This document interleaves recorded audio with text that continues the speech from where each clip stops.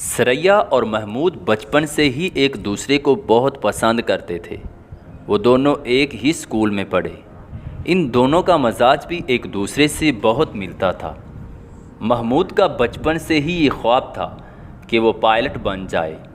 آخرکار سخت محنت کے بعد اس کا یہ خواب پورا ہوا اور وہ پائلٹ بن گیا۔ سریا اپنی دوستوں کو بڑے فخر سے بتاتی تھی کہ میرا ہونے والا شوہر ایک پائلٹ ہے۔ ایک سال بعد بڑے دھوم دھام سے دونوں کی شادی ہوئی۔ شادی کے پہلے 2 سال بہت خوشگوار تھے۔ 2 سال بعد محمود کو آنکھوں کی ایک عجیب بیماری لگ گئی۔ بینائی میں کمی کی وجہ سے اسے اپنی پائلٹ والی جاب سے ہاتھ دھونا پڑا۔ ایئر فورس ڈپارٹمنٹ نے محمود سے کہا، اگر تمہاری آنکھوں کی یہ بیماری ختم ہو گئی اور تمہاری بینائی بہتر ہو گئی تو تجھے واپس بحال کر دیا جائے گا۔ مگر بدقسمتی سے آنکھوں کی بینائی روز بروز خراب ہوتی گئی۔ سریا نے محمود کو تسلی دیتے ہوئے کہا کہ تم فکر مت کرو، میں تمہارے ساتھ ہوں، سب ٹھیک ہو جائے گا۔ سریا کی تسلی محمود کے لیے ایک نعمت سے کم نہیں تھی۔ اس کی ہمت پہلے سے بڑھ جاتی اور وہ مشکل حالات کا مقابلہ کرنے کے لیے تیار ہو جاتا۔ قسمت سریا کو آزما رہی تھی۔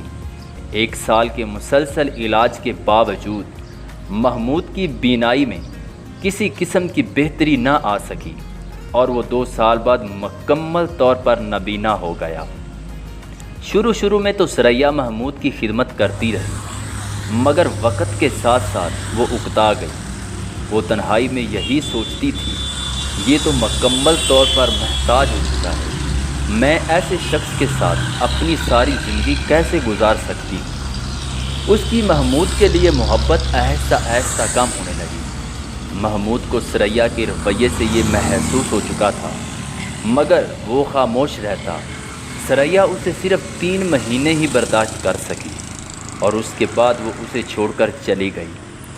سریا کے بعد محمود کی والدہ ہی اس کی دیکھ بھال کرنے لگی۔ محمود کے لیے سریا کا چلے جانا ایک صدمے سے کم نہیں تھا۔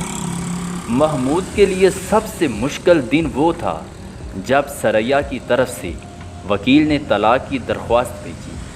محمود کے لیے زندگی بہت مشکل ہو گئی۔ سریا کے والد کے دوست کا بیٹا لندن سے آیا تھا۔ ایک دن سریا اپنے والد کے ساتھ ان کے گھر گئی تو پہلی ہی نظر میں سریا اسے بہت پسند آ گئی۔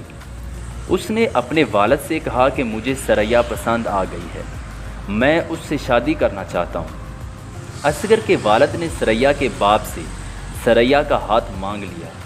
جب اس نے سریا سے بات کی تو سریا دل ہی دل میں بہت خوش ہوئی اور مستقبل کے سہانے خواب دل میں سجانے لگی۔ سریا اور اصغر کی دھوم دھام سے شادی ہوئی۔ اصغر لندن سے ادھر پاکستان میں شفٹ ہو گیا اور اپنے باپ کا کاروبار سنبھالنے لگا۔ اصغر نے اپنی ذہانت سے کاروبار کو آگے پھیلایا۔ ادھر محمود نے سریا کی بے وفائی سے دل برداشت ہو کر 2 دفعہ خودکشی کی، مگر ناکام رہا، اس کی جان بچ جاتی۔ محمود کی ماں اپنے بیٹے کی یہ حالت نہ دیکھ پائی اور فوت ہو گئی، مگر اس نے پہلے ہی ایک ڈاکٹر کو کہا ہوا تھا کہ اگر میں مر جاؤں تو میری آنکھیں میرے بیٹے کو دے دینا۔ اس کی ماں کی وصیت پر عمل کیا گیا اور محمود کا ایک کامیاب آپریشن کیا گیا۔ محمود کی بینائی تو واپس آ گئی، مگر اب وہ مکمل طور پر تنہا ہو چکا تھا۔ اس نے ایئر فورس ڈپارٹمنٹ میں دوبارہ اپلائی کیا۔ محمود کی آنکھوں کا ٹیسٹ کیا گیا تو وہ مکمل طور پر صحت مند ثابت ہوئی۔ محمود نے دوبارہ ایئر فورس جوائن کر لی۔ اب وہ ادھر ڈپارٹمنٹ میں ہی رہتا تھا۔ محمود نے فیصلہ کیا کہ وہ ماضی کی تلخ یادوں کو بھلا کر نئے سرے سے زندگی کا آغاز کرے گا۔ وہ اپنے اس منصوبے میں کافی حد تک کامیاب ہو گیا، کیونکہ اب وہ سریا کو بھول چکا تھا۔ کچھ دن بعد محمود کے محلے کا ایک دوست محمود سے ملنے آیا۔ اس نے محمود کو ایک ایسی بات بتائی جسے سن کر محمود کے پیروں تلے زمین ہی نکل گئی۔ اس نے بتایا کہ سریا کے حرام مغز نے کام کرنا چھوڑ دیا ہے۔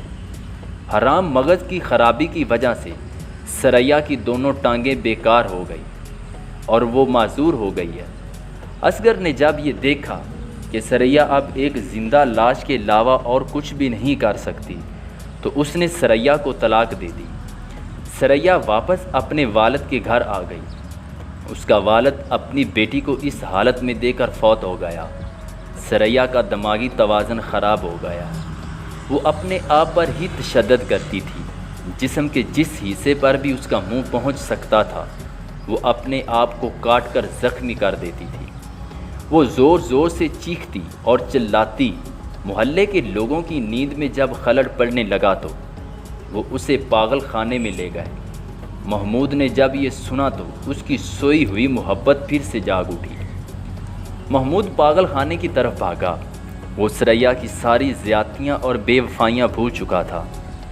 جب وہ پاگل خانے پہنچا تو اس نے ثریا کو اس حالت میں دیکھا کہ اس کے ہاتھ بندھے ہوئے تھے اور پاگل خانے کی عورتیں اس پر تشدد کر رہی تھیں۔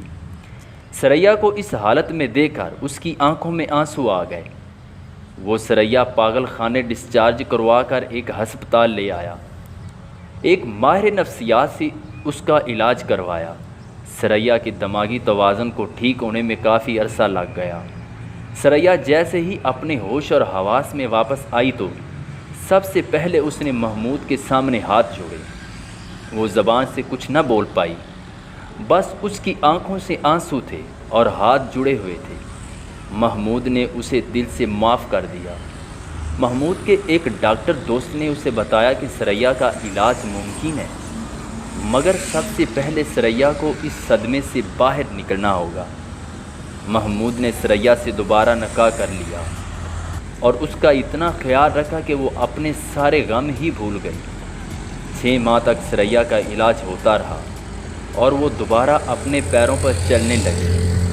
1 سال بعد اللہ نے ان کو ایک چاند سا بیٹا دیا اور ان کی زندگی میں دوبارہ سے بہاریں آ گئی۔ اخلاقی سبق: بے وفائی یا برائی کا جواب برائی میں دینا بہت آسان ہے، مگر عظمت اسی میں ہی ہے کہ برائی کا جواب اچھائی سے دیا جائے۔ محمود اگر چاہتا تو ثریا کو اپنے حال پر چھوڑ سکتا تھا، مگر اس نے ایسا نہ کیا۔ اس نے ثریا کی بے وفائی کا جواب اپنی اعلیٰ ظرفی سے دیا۔ مزید اچھی ویڈیوز دیکھنے کے لیے ہمارے YouTube چینل کو سبسکرائب کریں، بیل آئیکن پر کلک کریں تاکہ آنے والی نیو ویڈیوز آپ تک پہنچ سکیں۔ اللہ حافظ۔